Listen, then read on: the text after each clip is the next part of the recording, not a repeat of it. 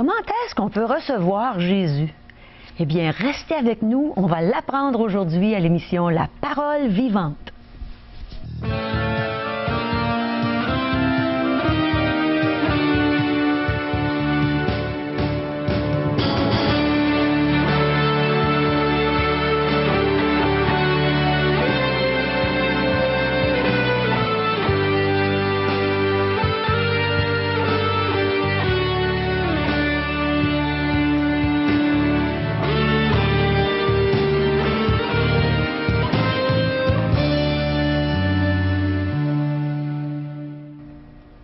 Quelle joie pour moi de vous accueillir une fois de plus à l'émission La Parole vivante.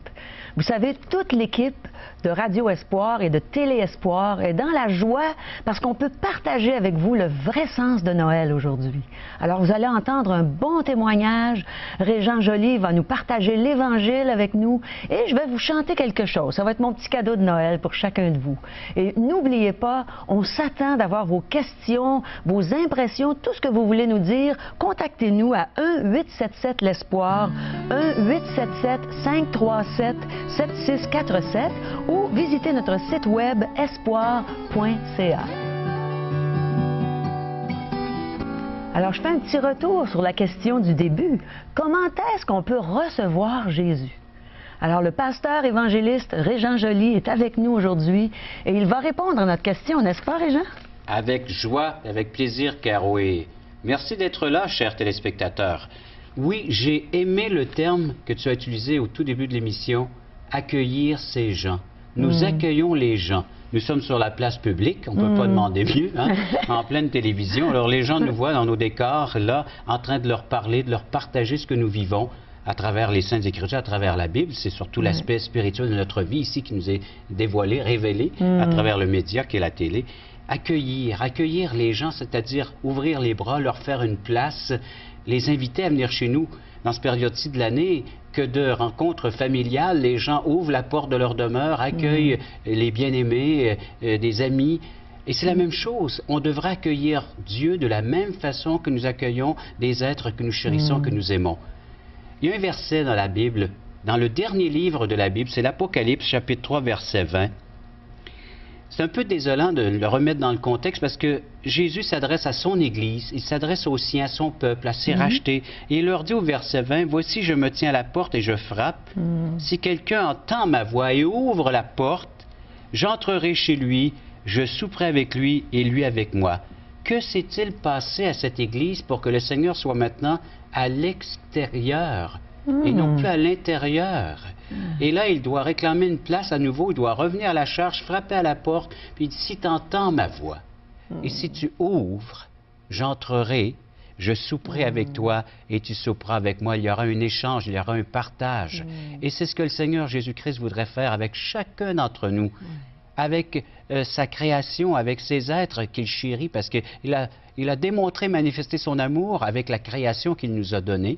Il nous a placés au centre de cette création. Il nous a donné une place, vraiment, une place privilégiée, une place qui est là, puis, afin que nous puissions le rencontrer, le connaître personnellement et intimement. Et Jésus doit revenir à la charge et frapper à la porte de chacun des cœurs, un à un. Réclamer une place individuellement, personnellement. Et Jésus va peut-être frapper à la porte de votre cœur aujourd'hui. Alors, on vous invite à être attentif parce qu'il veut faire sa demeure chez vous. Parole vivante vous invite à participer à l'un des nombreux merveilleux déjeuners de l'espoir. Ces déjeuners ont lieu dans plusieurs restaurants réputés de la région et vous sont offerts gratuitement. Venez entendre le témoignage d'une vie transformée par la puissance de Dieu. Pour connaître les détails concernant l'endroit, la date et l'heure pour votre région, composez le 1-877-537-7647 ou notre site web www.espoir.ca.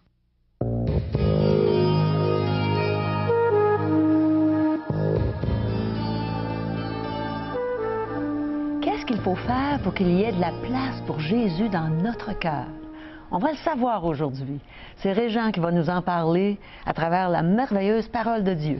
Oui, Caro, avec l'aide d'un texte de la parole de Dieu, nous allons regarder cet événement, cette naissance de Jésus, d'un petit enfant qui nous est né. C'est dans Luc, l'Évangile de Luc, chapitre 2, verset 1er.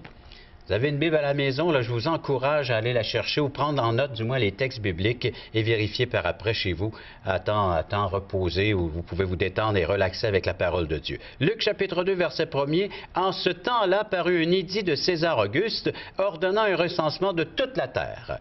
Ce premier recensement eut lieu pendant que Quirinius était gouverneur de Syrie. Alors ça nous situe dans le contexte historique. Oui. Tous allaient se faire inscrire chacun dans sa ville. Verset 4.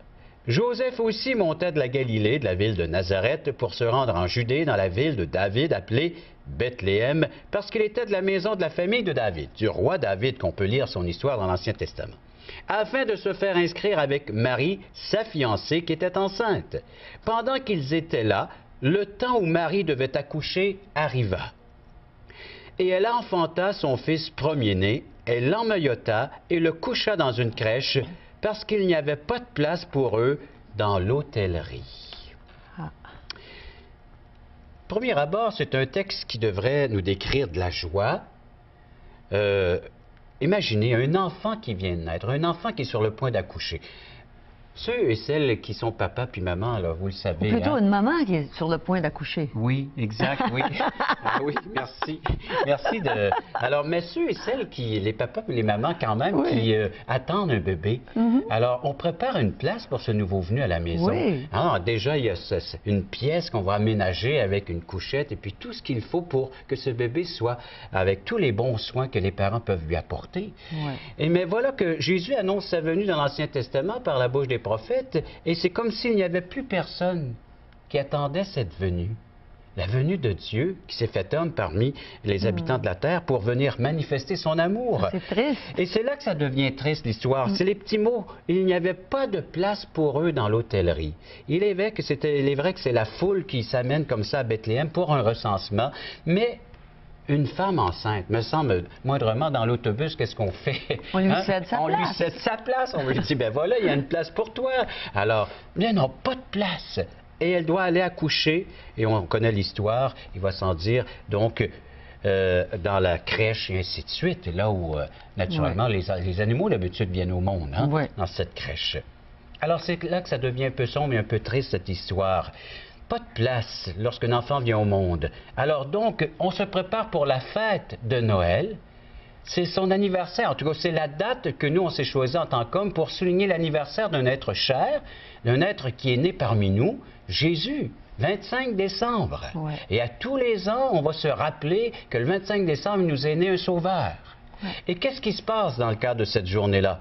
Bien, oui, on va attendre que la famille arrive avec les amis, puis on va acheter de la bouffe, puis le pâté à la viande, la tourtière, la dinde et tout ce qui peut accompagner ce merveilleux repas passé en famille avec nos amis, sans oublier les desserts, les beignets, et puis la crème glacée, la bûche, et naturellement les biscuits, les gâteaux. On a de quoi manger, autrement dit, pour des heures et même encore, si vraiment on peut tout manger. De quoi penser à soi. Oui. Hein? Et qu'est-ce qui va arriver après le ventre qui va nous dire quoi après ce repas, ce copieux repas? Il va dire, il n'y a plus de place. Il n'y a plus de place. Ouais. C'est pas surprenant que les gens disent aujourd'hui qu'on a perdu le vrai sens de Noël. Oui. Et puis un deuxième point, c'est ce repas est souvent accompagné, ou cette fête est accompagnée de boissons alcoolisées de toutes sortes. Hein. Alors l'apéritif, le digestif, et puis il y a les vins qui vont accompagner également, alors les viandes ou le repas, et ainsi de suite. Et là, après ça, bien, on va passer à quelques bières, quelques autres boissons après le repas, même dans la veillée, dans la soirée, jusqu'à un moment donné où la tête dit, moi je n'en peux plus. Hein? Il n'y a plus de place. C'est ça. Il n'y a vraiment plus de place. Alors, nos pensées sont tout à l'envers, oui. Hein? On pense qu'on était drôle. On a déjà pensé, en tout cas, qu'on était drôle dans ces circonstances, mais c'était vraiment très triste. Rappelons-nous les lendemains de veille. Eh là là. Je crois que juste ça, le message est passé, les gens vont s'en rappeler, ceux qui ont connu. Et après tant d'heures de partage, puis de faire l'échange des cadeaux, parce que là, les parents s'échangent des cadeaux avec les enfants, et puis ainsi de suite. Alors donc, on voit dans le bas, dans le pied du sapin de Noël, tous ces cadeaux qui sont là destinés à une des personnes alors que nous aimons, et puis que nous voulons partager avec des étrennes, et entre autres ces premiers joies, et qu'on va étreiner dans le début de l'année suivante. Mais là, les bras, ils sont là, puis ils ne savent plus comment les prendre, parce qu'il y en a tellement de bébelles, puis de joies, puis appelons les choses par leur nom, que les bras vont nous dire, j'ai plus de place. Oh là là. J'en suis bien rempli. Ça peut être des belles choses qu'on peut utiliser tout au long de l'année, et ainsi de suite. Mais les cadeaux sont là, ils font partie d'un échange.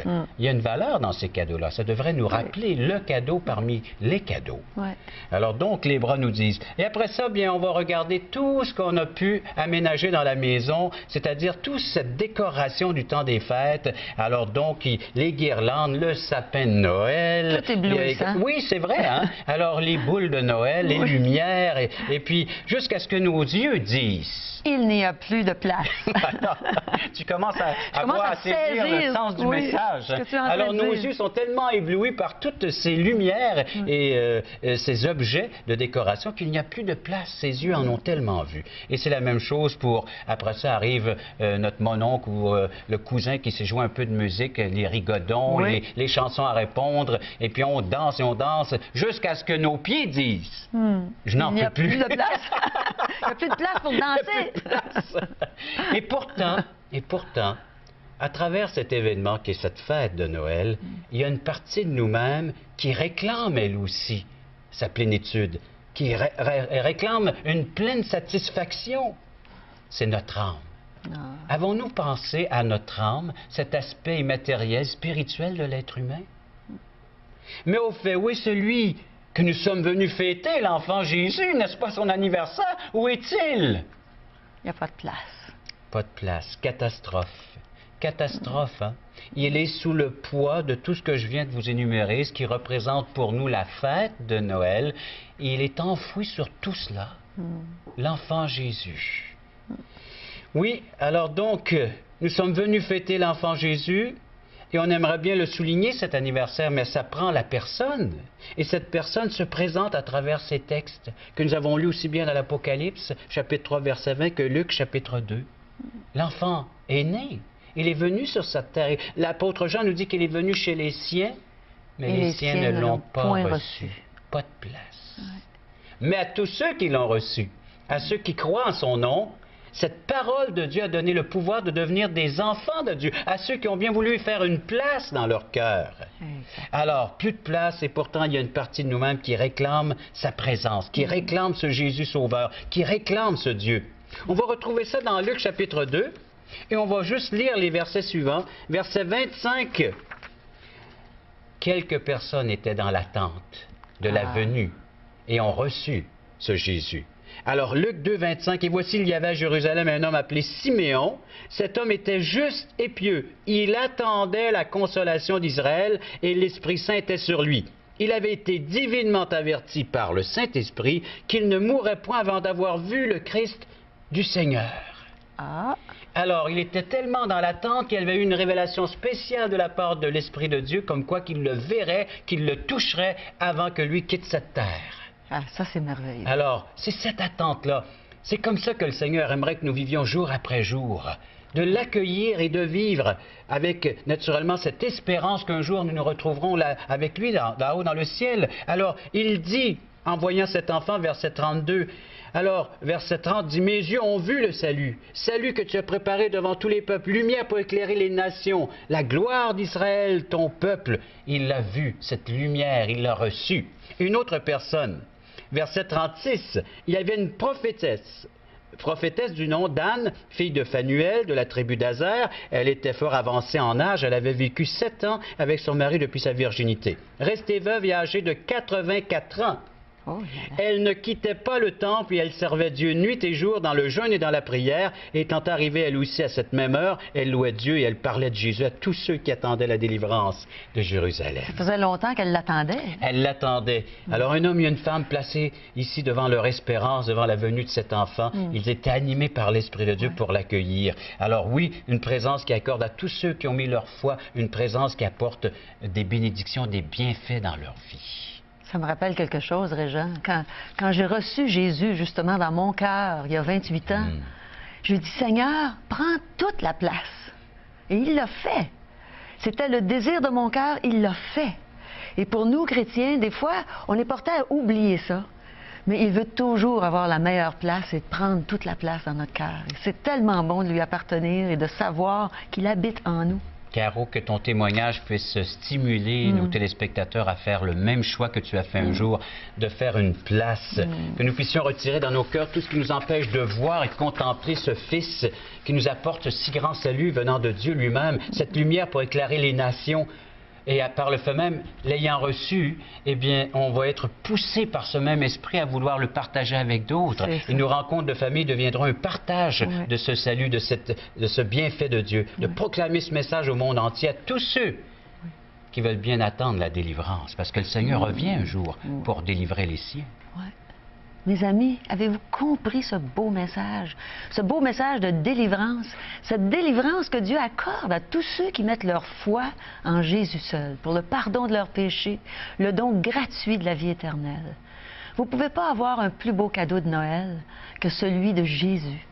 Dieu a tant aimé le monde, il t'a tant aimé, toi, mon ami, qu'il a donné son Fils unique. Quel beau cadeau! Il a donné son Fils unique afin que si tu crois en lui, tu ne périsses pas, mais que tu aies la vie éternelle.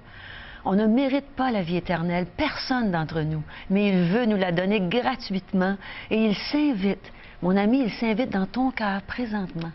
Reconnais que tu es un pécheur perdu, comme je l'ai reconnu, comme Régent l'a déjà reconnu, et demande à Jésus de te sauver, de te donner ce cadeau de la vie éternelle. Et c'est certain qu'il va le faire. Justement, en parlant de cadeaux, j'aimerais vous présenter un chant que j'ai composé. Ça s'appelle « Un cadeau du ciel ».